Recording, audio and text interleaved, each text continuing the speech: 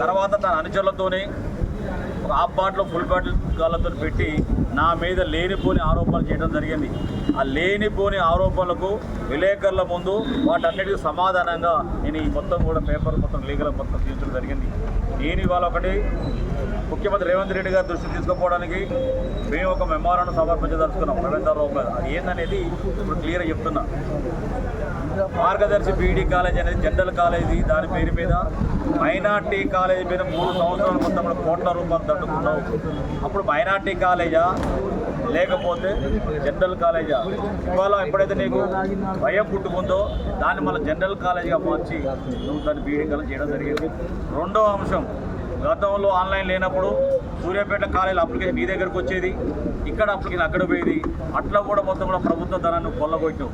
దీని మీద కూడా ఎంక్వైరీ చేయాలని చెప్తున్నాం. మూడవ అంశం, ఎస్ఆర్ఎస్పి కాల్వకు సంబంధించిన కాలువను మొత్తం కూడా ఆక్రమించుకుని మొత్తం పూర్తి చేసి మొత్తం కూడా ఈ కాలేజీ అధీనంలోకి తీసుకొచ్చుకున్నాం. దాని మీద కూడా క్రిమినల్ కేసు బుక్ చేయాలని చెప్పి మేము డిమాండ్ చేస్తాం. అదేవిధంగా ఇవాళ మా ముఖ్యమంత్రి చేసిన అనుచిత వ్యాఖ్యలు మొత్తం కూడా వీడియో సీడీలు మాట్లాడే మొత్తం కూడా పోలీసులు మేము ఖచ్చితంగా పిటిషన్ ఇవ్వదలుచుకోవాలి. వీటన్నిటి మొత్తం కూడా సత్యవంతుడు అయితే, నువ్వు నీతివంతుడు అయితే, ఎవరికి ఇబ్బంది కలిగిన వ్యక్తి అయితే నేను ఛాలెంజ్ చేస్తున్నాను. ముత్యాలమ్మ గుడి ద్వారా నువ్వు దర్బార్ విలేకరుల మిత్రులకు దర్బార్ ఏంటంటే నువ్వు అన్న వాటికి మొత్తం నేను సమాధానం చెప్తా. నేను అడిగే వాడికి దమ్ముంటే, ధైర్యం ఉంటే, నిజంగా నువ్వు నాయకుడు అయితే ఖచ్చితంగా చెప్పాలి. 4వ అంశం కూడా చెప్తున్నా.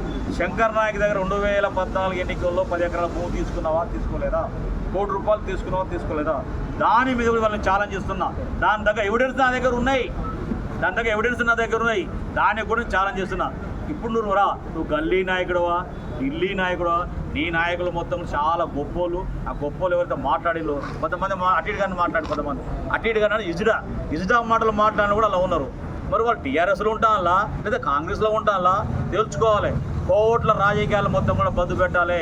ఏ పార్టీలో కూడా కోట్ల రాజకీయాలు బంద్ పెట్టకపోతే ఇవి కూడా మొత్తం కూడా కార్యకర్తలు మొత్తం కోట్ల రాజకీయాలు తిప్పికొడతారు, మీ ఈపులు బగలగొడతారని తెలియజేస్తారు.